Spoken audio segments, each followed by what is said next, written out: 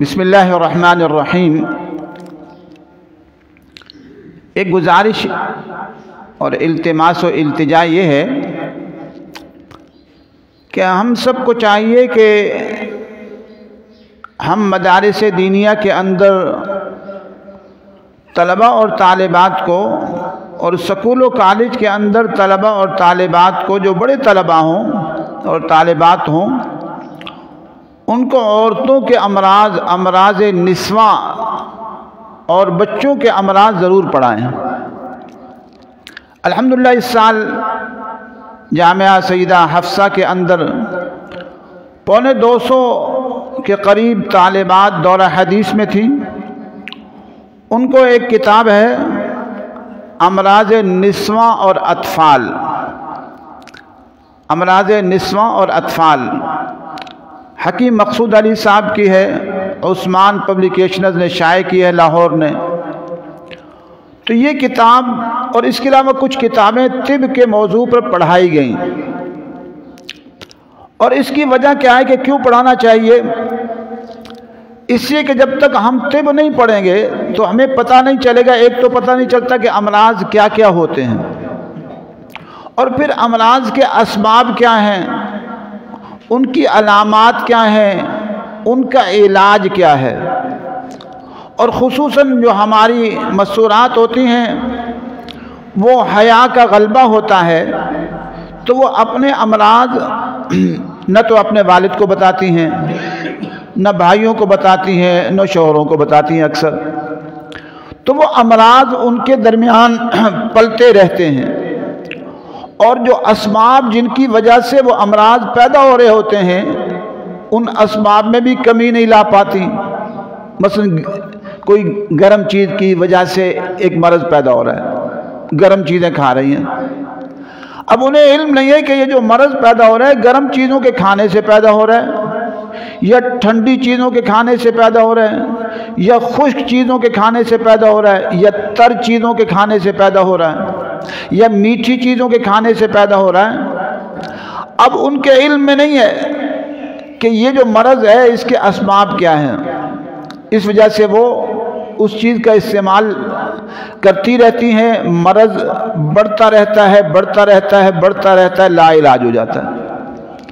تو اس سے ہم سب کے لیے ضروری ہے کہ عورتیں بھی جو ہماری مستورات ہیں، بچیاں جو بڑی ہو جائیں تو مثلا 7ویں 8ویں کے لیول پر، 9ویں 10ویں کے لیول پر آ جائیں، اور مدارس دینیہ میں اگر وہ مثلا عالیہ کی طالبات ہیں یا دورہ حدیث کی طالبات ہیں تو ان کو طب پڑھانی چاہیے، اور ان کو ان کے امراض ضرور پڑھانے چاہیے۔ ایسے ہی مردوں کو بھی پڑھانے چاہیے۔ سوال پیدا ہوگا کہ عورتوں کے امراض مرد کیوں پڑھیں؟ اس سے کہ مردوں کا ایک تعلق ہے عورتوں کے ساتھ کہ وہ بھی جان سکیں کہ ہماری مستورات کن کن امراض میں مبتلا ہو سکتی ہیں۔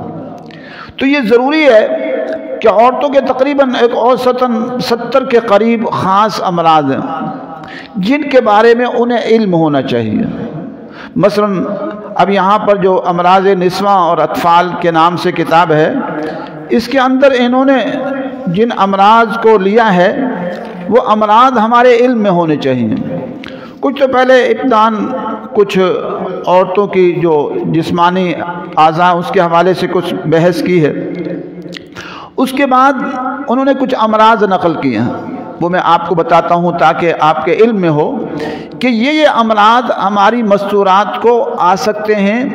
پھر ہر ایک کے بہت سارے اسباب ہیں، ان کا بھی ذکر کروں گا ایک مثال کے طور پر۔ اب ان میں سے ایک بیماری ہے کثرت الطمس، ایام کی زیادتی۔ پھر ایک بیماری ہے عسرت الطمس، ایام کا درد سے آنا۔ ایسی پھر ایک بیماری ہے ایام کا رک جانا۔ پھر ایک بیماری ہے قلت الطمس، ایام کا رک جانا۔ پھر ایک بیماری ہے استحاضہ، اور پھر بیماری ہے حقۃ الرحم، رحم کی خارش، بثور الرحم، رحم کے دانے، ورم الرحم، رحم کی ورم، तशअ्उम الرحم, रहम के अंदर चर्बी आ जाना। फिर उसके बाद और भी हैं वर्म ग़िशाअ الرحم, रहम का जो पर्दा है उस पर वर्म सिफ़ाक़ الرحم, वर्म ग़िशाअ الرحم, वर्म ग़िशाअ बतानत الرحم, सिलअत الرحم, सिग़्र الرحم, सिरतान الرحم, बवासीर الرحم, क़ुरूह الرحم, इंसदाद फ़म الرحم, सैलान الرحم, इज्तिमाअ रुतूबत फ़िर रहम, इनक़लाब الرحم, मैलान الرحم, वजअ الرحم, इख्तिनाक़ الرحم, इंज़िलाक़ الرحم।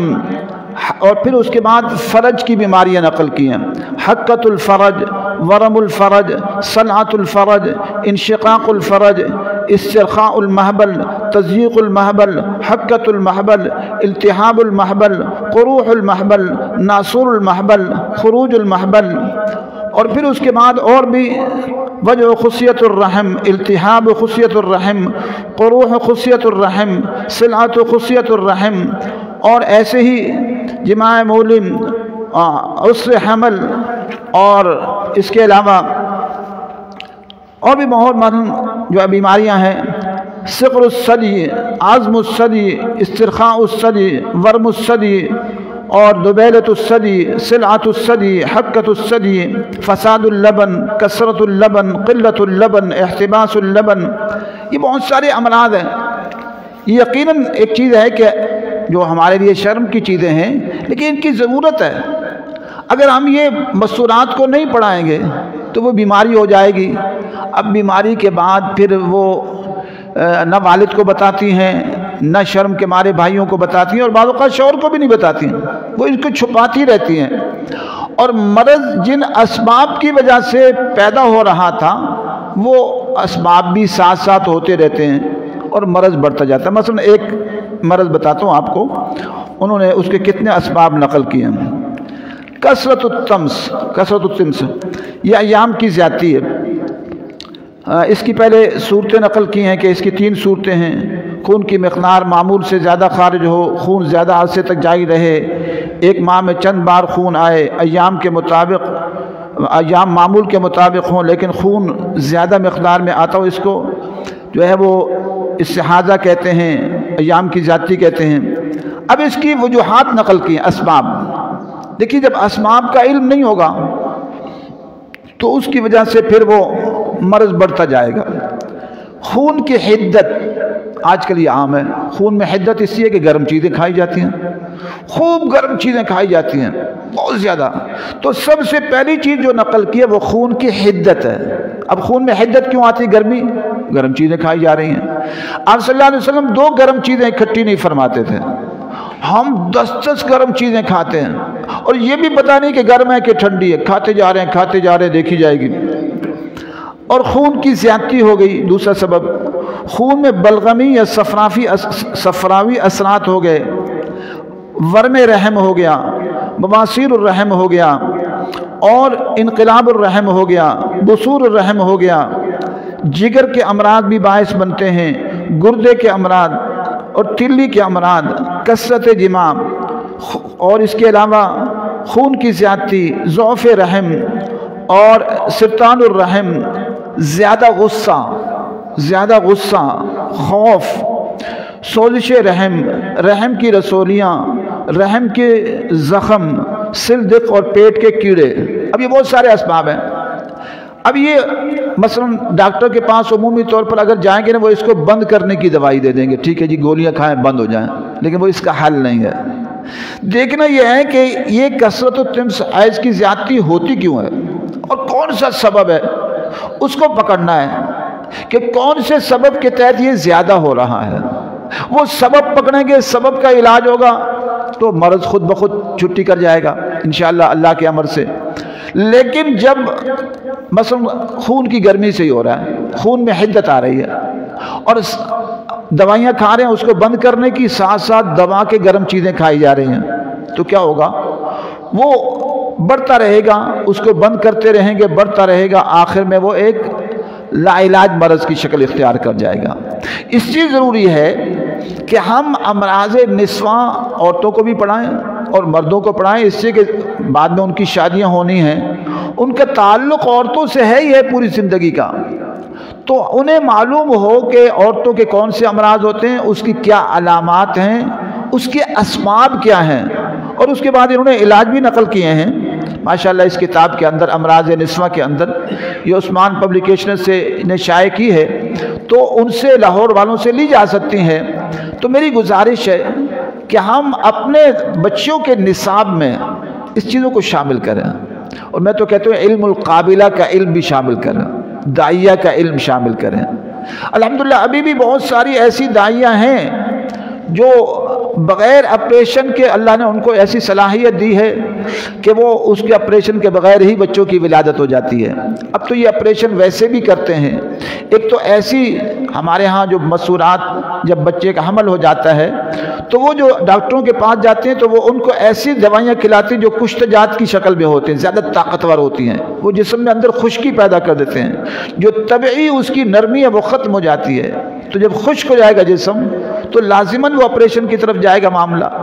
تو اس لیے بجائے اس کے کہ ہم ان ڈاکٹروں کے محتاج ہو جائیں، جہاں آج آپریشن نہ بھی ہو تو آپریشن کی طرف بہت ساری مرتبہ جا رہے ہیں اور انگریزی ادویات تباہ کن ہیں، اس کے بجائے اگر ہم علم القابلہ کا علم بھی بچیوں کو پڑھائیں، اور قرب و جوار میں آپ کی داعیاں ہوں گی، بہت ساری داعیاں موجود ہوں گی، بہت ساری پرانی عورتیں جو اب بہت کم رہ گئی، ان کو ڈھونڈیے اور ڈھونڈ کر مدارس میں لائیے، اور لا کر ان کو عورتوں کے امراض، اور ویسے بھی ماشاءاللہ بعض بڑی ماہر ہوتی ہیں، گھٹنا اتر گیا، کونی اتر گئی، پٹھا چڑھ گیا، ہماری بعض مسورات پرانی جو بوڑھیاں ہیں ماشاءاللہ ماہر ہوتی ہیں، ایسی مہارت ڈاکٹروں کو، حکیموں کو نہیں ہوتی، حکماء کو نہیں ہوتی جو ان کو ہوتی ہے۔ تو ان سے رجوع کر کے یہ علم جو ختم ہو رہا ہے، اس علم کو دوبارہ زندہ کیجیے، اور ساتھ ساتھ عورتوں کو عورتوں کے امراض پڑھائیے، اور اس کے ساتھ ساتھ علم القابلہ داعیہ کا علم، باقاعدہ اس پر ان کی کتاب ہے جو ہمارے جو عثمان پبلیکیشن ہے انہوں نے شائع کی ہے، علم القابلہ کے نام سے کتاب ہے، وہ بھی شائع کی ہے، اس کو بھی پڑھایا جائے۔ ہم نے اس کو بھی اپنے ہاں نصاب میں رکھا اور اس کتاب کو باقاعدہ پڑھایا گیا۔ تو عورتوں کے امراض ہمارے مدارس دینیہ کے نصاب میں ہونے چاہیے، اس کی بہت ضرورت ہے۔ بعض اوقات مرض ہوتا ہے اور اس کا سبب کا علم نہیں ہوتا، وہ سبب جو ہوتا ہے وہ اس کو بار بار کر رہی ہوتی ہیں، مثلا گرم چیزیں کھا رہی ہیں، خشک چیزیں کھا رہی ہیں، تر چیزیں کھا رہی ہیں، ٹھنڈی چیزیں کھا رہی ہیں، اور تباہی بنتی جا رہی ہے۔ جب مرض لا علاج ہو جاتا ہے تو پھر اس کی پتہ چلتا ہے کہ مرض بہت بڑھ گیا ہے۔ اللہ تعالی ہم سب کو دین کی سمجھ نصیب فرمائے، اور امت مسلمہ کا درد، غم اور ہم اور فکر نصیب فرمائے۔ وآخر دعوانا الحمدللہ رب العالمین۔